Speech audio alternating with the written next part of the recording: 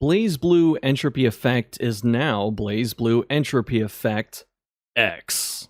The X version has a lot of good things going for it, including a new storyline, Naoto, and even an end boss, but it also has some bad stuff that came with it.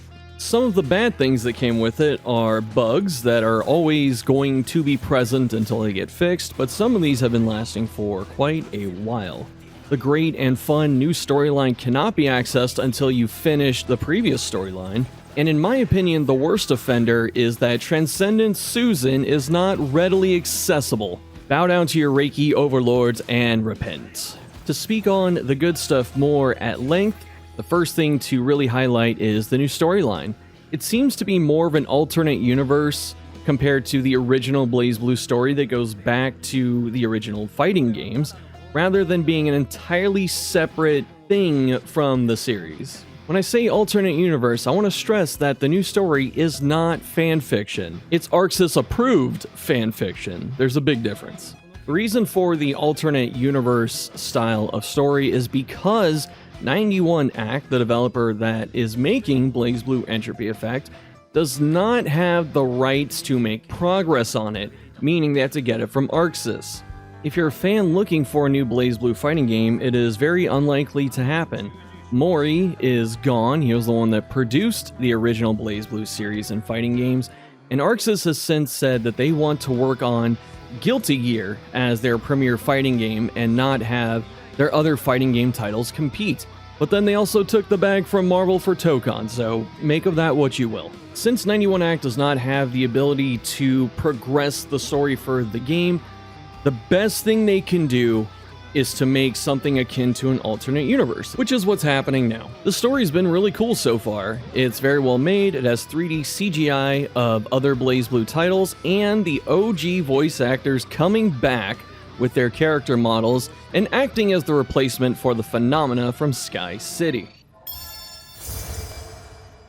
第666高速機関開放次元干渉虚数法人展開ブレイブルー起動やっほーブレイブルーかよんじゃこうだっけかデータを取らせてもらって礼をしてやろう忠告と言ってもいいお前テルミとは戦うの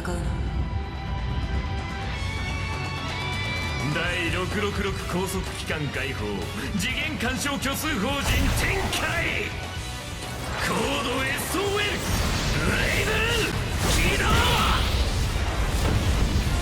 バカだなんでてめえがなんでだ見せてやるよ青の力をThe storyline also uses terms relating to the original series of BlazBlue for observation, the Azure and Satyr. If you raise an eyebrow upon hearing that because you have no idea what those terms mean, congratulations, give yourself a gold star, you're paying attention. The storyline does have a pretty decent build-up, but then falls pretty flat. But hey, we're not usually playing games for the story, that's for nerds. While Entropy Effect does have very awesome and incredible gameplay to keep you playing the game and immersed, it would be nice if the story could also match that momentum. In the X version, we get Naoto as DLC, which is great. Extra character, more content, more stuff to do. If you're a fighting game refugee from BlazBlue, Naoto might be a character you like, so this could be really exciting. The difficulty system has been streamlined. Now it is normal, entropy, and extreme. What is also nice is that you no longer have to select every single penalty to get to 100, so you can pick and choose which ones you don't want to deal with. Under these new rules, the difficulty system does feel a bit more lenient on extreme compared to entropy. In extreme, you have to fight Reki before the ending as opposed to Susanoo, meaning extreme Susanoo is not readily accessible anymore if you want to go fight the other bosses.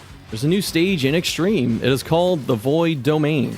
In the domain, there are a few spaces composed of just Vanguard enemies from the previous levels before the final fights. Afterwards, there are 2 final bosses, There is Izanami and Take Mikazuchi. Each boss now has one skill that will instantly kill you if it does hit.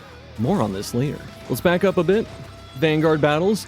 They are regular enemies that are beefed up, so new unique patterns and attacks. Otherwise, they should look familiar. Beating these gives you a Mind Unleashed effect, which serves as a replacement for the buff system in the previous version. Vanguards only appear on Extreme if you turn them on, so it's not even something that is on permanently. You have to opt into it. There are also a lot of Mind Crystal changes, which is really good because some before were definitely unpickable tier. Some nice improved battle spaces. The advanced battle spaces will now always drop one potential and then either a max HP, max MP, or a tactic.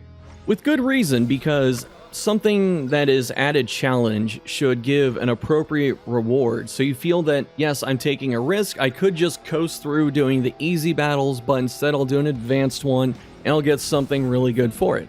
With the good also and always comes the bad. The first one is off script, Tsubaki unplayable still. There's one bug that's been in the game since at least last year, and that is that Sortitio and Mind Crystal screens are bugged. For Sortitio, the bug makes it so the icons and text can overlap between different rewards. Admittedly, that one's not game-breaking or anything, it's just a big annoyance. But the one with the Mind Crystal screen is really bad because you literally cannot see anything. You open it and it's just freaking blank. It appears that the cause of these may be the player not setting their region to English US. If you set it to anything outside of that, then this stuff happens. Diving a little deeper, the cause most likely is because of something called cultural dependent parsing and formatting. How this relates to Unity specifically is that Unity runs on top of .NET, which makes it so that numbers and dating formats usually follow the user's system culture.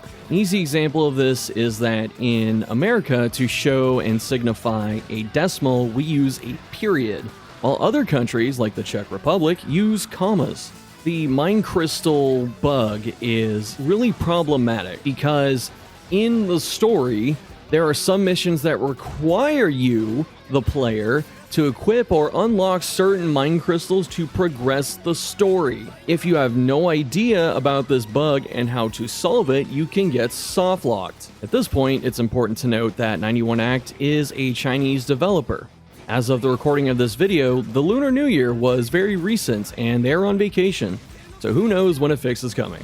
There is the possibility that this bug has been shadow patched right before the devs left for vacation, but there are no patch notes of it, so it can't be confirmed through them.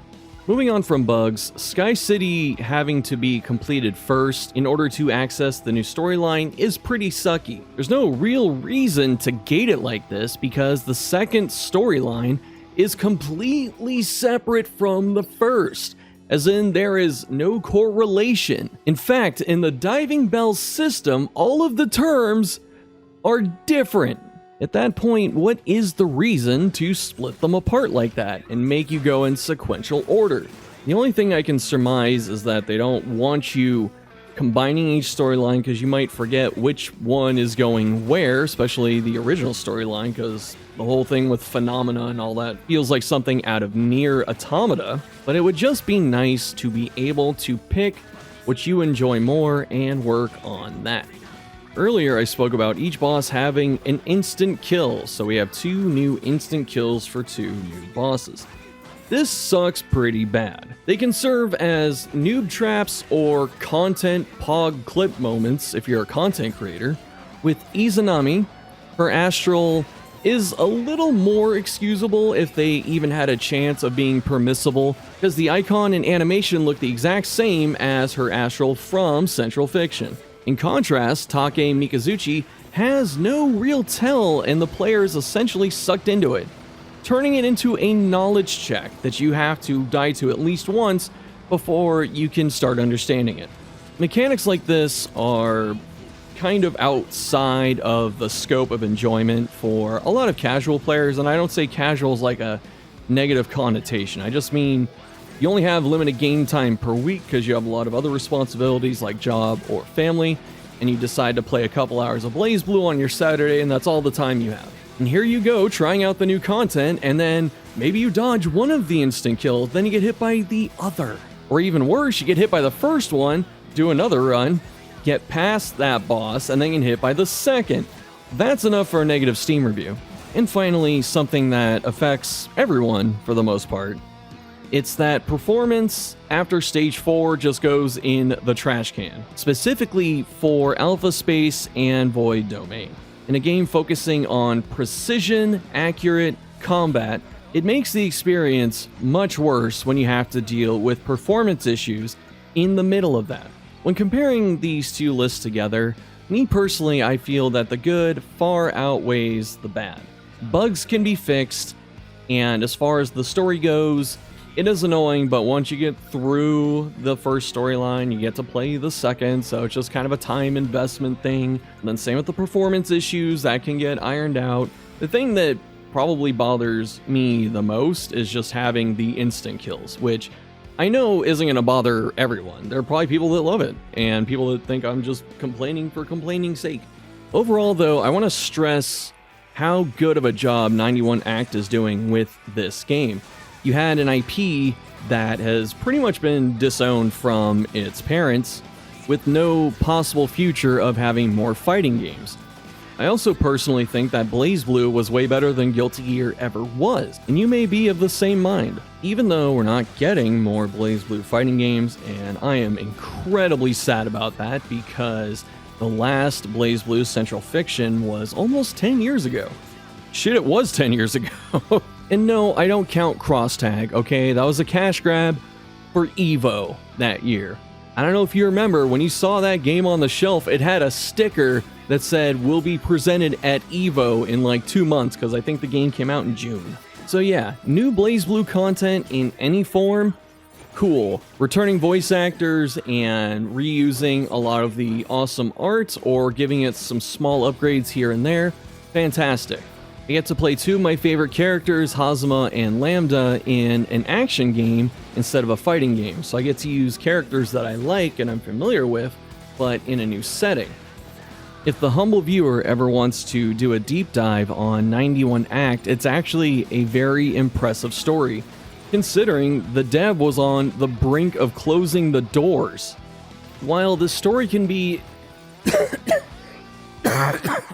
My body's turning against me. While the story can be its own video, the short version of it is that early access for Entropy Effect did okay, and then as time went on, the reviews dropped and people weren't liking the game and the sales were dipping. And this is where the story honestly gets pretty incredible. 91 Act went essentially bankrupt. The entire staff, except the head, was laid off. This one person remained to keep working on Entropy Effect, and eventually, even though no one was going to get paid for it, the other developers, some of them returned to help work on it for free. While they were doing this and working their asses off to resurrect the game and their studio, it worked. It just worked. There were a combination of factors, but again, as the short version, the game started doing really well and selling a lot of copies. With the resurrection of the game and 91 Act, they were able to hire back a lot of their staff, and the game has been doing well ever since, and so that leads to things like DLC, extra characters, and now BBEEX.